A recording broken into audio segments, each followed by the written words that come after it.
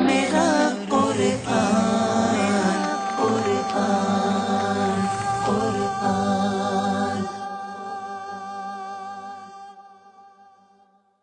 الحمدللہ رب العالمین والصلاة والسلام علی سید المرسلین. اما بعد فاعوذ باللہ من الشیطان الرجیم. بسم اللہ الرحمن الرحیم. الصلاة والسلام علیکہ یا رسول اللہ وعلی آلکہ واصحابکہ یا حبیب اللہ.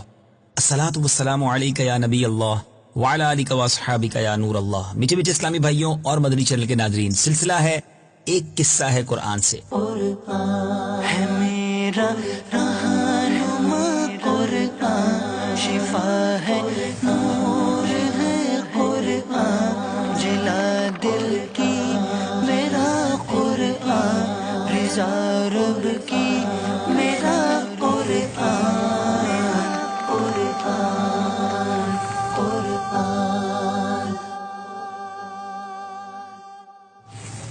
آج کس قصے کو سننا ہے؟ سبحان اللہ، آج ایک ایسی ہستی کے بارے میں سننا ہے جن کے بہت سارے کمالات. جی ہاں، انہوں نے بہت ساری چیزوں کو ایجاد کیا، اور وہ چیزیں ایسی ہیں جو آج بھی ہم استعمال کرتے ہیں. قلم سے سب سے پہلے لکھنے والے، کپڑوں کے سینے کی ابتدا کرنے والے، سب سے پہلے سلے ہوئے لباس کو پہننے والے، علوم جو نجوم ہیں اس پر نظر سب سے پہلے فرمانے والے، اور بھی بہت ساری چیزیں کس ہستی نے ایجاد کی ہیں. آج ان کی بات سننی ہے اور قرآن پاک سے سننی ہے. ہمارے سلسلے میں شامل ہو جائیے. آج اس ہستی کے بارے میں سننا ہے جس نے دنیا میں بہت ساری چیزیں ایجاد کی. بدقسمتی سے ہم سب کو یا ہمارے بچوں کو بہت ساری ایسی ایجادات کے بارے میں تو پتا ہے جو غیر مسلموں نے کی.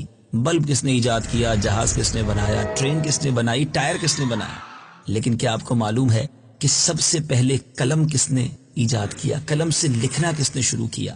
کیا آپ جانتے ہیں کہ کپڑوں کے سینے اور کپڑوں کے پہننے کی سب سے پہلے ابتدا کس کے ذریعے ہوئی؟ سب سے پہلے ہتھیار بنانے والے، ترازو اور پیمانے قائم کرنے والے کون تھے؟ جی ہاں، آج ایک ایسی ہستی کے بارے میں معلوم کرنا ہے جنہوں نے بہت ساری چیزیں دنیا میں ایجاد کی. آپ کا نام کیا تھا؟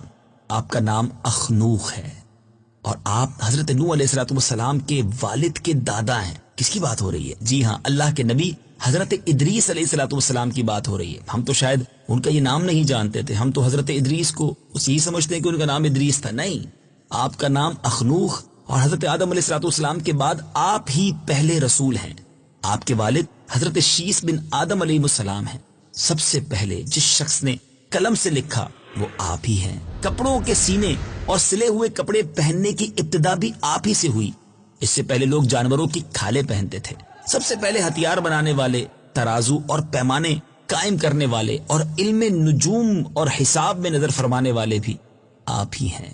یہ سب کام آپ ہی کی برکت سے شروع ہوئے. اے میرے میٹھے اسلامی بھائیوں، ہے نا قرآن کی بے شمار معلومات ہمیں معلوم ہونی چاہیے. اللہ کے نبی نے کتنی ساری چیزیں ایجاد کی ہیں، مگر شاید ہم بہت سارے موجودین، بہت سارے انوینٹرز کے نغمے گاتے ہیں، ان کی شان بیان کرتے ہیں کہ دیکھو فلاں نے یہ بنایا، فلاں نے یہ بنایا.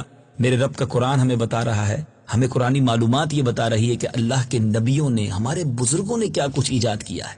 اللہ تعالیٰ نے آپ پر 30 صحیفے نازل فرمائے، اور آپ اللہ تعالیٰ کی کتابوں کا بکثرت درس دیا کرتے تھے. درس کنٹینیو دینے کی وجہ سے، بہت زیادہ درس دینے کی وجہ سے آپ کا لقب ادریس ہو گیا. اور آپ کا یہ لقب اس قدر مشہور ہو گیا کہ بہت سے لوگوں کو آپ کا اصلی نام ہی معلوم نہیں ہے. قرآن مجید میں بھی آپ کا نام ادریس ہی ذکر کیا گیا ہے. آپ کو اللہ تبارک و تعالیٰ نے آسمانوں پر اٹھا لیا ہے، اور بخاری اور مسلم کی حدیث میں بڑا شاندار آپ کا واقعہ موجود ہے کہ نبی پاک علیہ السلام نے شب معراج حضرت ادریس علیہ السلام کو چوتھے آسمان پر دیکھا. حضرت کعب الاحبار رضی اللہ تعالیٰ عنہ سے مروی ہے کہ حضرت ادریس علیہ السلام نے ملک الموت سے فرمایا کہ موت کا میں مزہ چکھنا چاہتا ہوں. کیسا ہوتا ہے؟ تم میری روح قبض کر کے دکھاؤ. ملک الموت نے اس حکم کی تعمیل کی اور روح قبض کر کے آپ کی طرف لوٹا دی، اور آپ زندہ ہو گئے. پھر آپ نے فرمایا کہ اب مجھے جہنم دکھاؤ تاکہ خوف الہی زیادہ ہو. چنانچہ یہ بھی کیا گیا کہ جہنم کو دیکھ کر آپ نے داروغہ جہنم سے فرمایا کہ دروازہ کھولو، میں دروازے سے گزرنا چاہتا ہوں. چنانچہ ایسا ہی کیا گیا اور آپ اس پر سے گزرے. پھر آپ نے ملک الموت سے فرمایا مجھے جنت دکھاؤ، اور آپ کو جنت میں لے گئے. آپ دروازوں کو کھلوا کر جنت میں داخل ہو گئے. تھوڑی دیر انتظار کے بعد ملک الموت نے کہا کہ اب آپ اپنے مقام پر تشریف لے چلیے. تو آپ نے فرمایا کہ اب میں یہاں سے کہیں نہیں جاؤں گا، کیونکہ اللہ تبارک و تعالیٰ نے ارشاد فرمایا کل نفس ذائقۃ الموت، موت کا مزہ تو میں چکھ چکا ہوں. ہر زیرو نے موت کا مزہ چکھنا ہے، وہ تو میں نے چکھ لیا. اور اللہ تعالیٰ نے یہ بھی فرمایا وَإِن مِّنكُمْ إِلَّا وَارِدُوهَا، کہ ہر شخص کو جہنم پر گزرنا ہے، تو میں گزر چکا اور اب میں جنت میں پہنچ گیا ہوں. اور جنت میں پہنچنے والوں کے لیے خداوند قدوس نے یہ فرمایا ہے کہ وما ہم منہا بمخرجین، کہ جنت میں داخل ہونے والے جنت سے نہیں نکالے جائیں گے. اب مجھے جنت سے چلنے کو کیوں کہتے ہو؟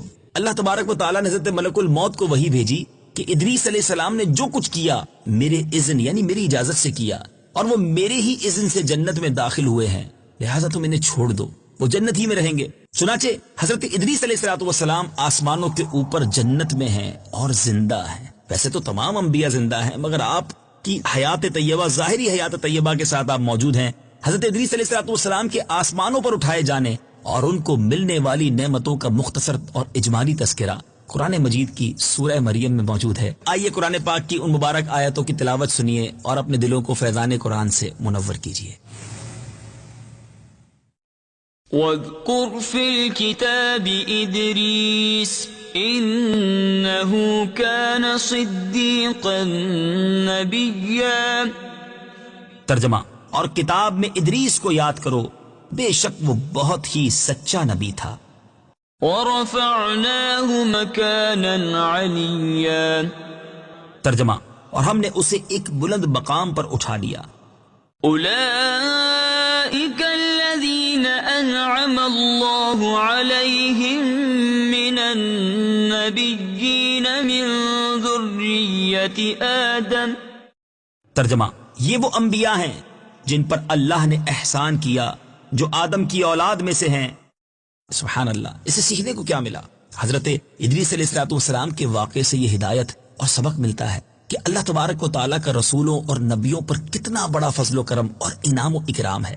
اس لیے ہر مسلمان کے لیے واجب الایمان اور لازم العمل ہے کہ خداوند قدوس کے رسولوں اور نبیوں کی تعظیم و تکریم اور ان کا ادب خوب خیال رکھے اور ان کے ذکر جمیل سے خیر و برکت حاصل کرتا رہے. قرآن مجید کی مقدس آیتوں اور حدیثوں میں بار بار اللہ تبارک و تعالیٰ کے ان برگزیدہ رسولوں اور نبیوں کا ذکر جمیل اس بات کی دلیل ہے کہ ان بزرگوں کا ذکر خیر اور تذکرہ اللہ کی رحمتوں کا سبب، اللہ کی رحمتوں کے نزول کا سبب اور باعث خیر و برکت ہے. جبھی تو یہ قصے اور قرآن کے واقعات لے کر ہم آتے ہیں اور اللہ سے دعا کرتے ہیں کہ اللہ کریم ان مبارک ہستیوں کے تذکرہ خیر کی برکت سے ہمیں بے شمار برکتیں عطا فرمائے. اور واقعی حضرت ادریس علیہ السلام کے جو واقعات ہم نے آج سنے، کس طرح آپ جنت تک پہنچ گئے اور آپ نے کتنی چیزوں کو ایجاد کیا، شاید یہ مدنی چینل کے بہت سارے ناظرین کے لیے بہت ہی نئی معلومات ہوگی. میٹھے اسلامی بھائیوں، آپ نے دیکھا اللہ تبارک و تعالیٰ نے اپنے نبیوں کو کیسے کیسے کمالات سے نوازا ہے. یہ بھی قرآن کی خوبی ہے کہ قرآن پڑھتے جائیں تو انبیاء، اولیاء، صحابہ، اللہ والوں کی محبت جو ہے دل میں مزید گھر کر جاتی ہے.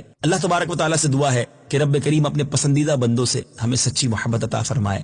مدنی چینل دیکھتے رہیے، انشاءاللہ اسی طرح قرآن پاک کے قصے لے کر حاضر ہوتے رہیں گے. اللہ کریم میرے اور آپ کے ہم سب کے دل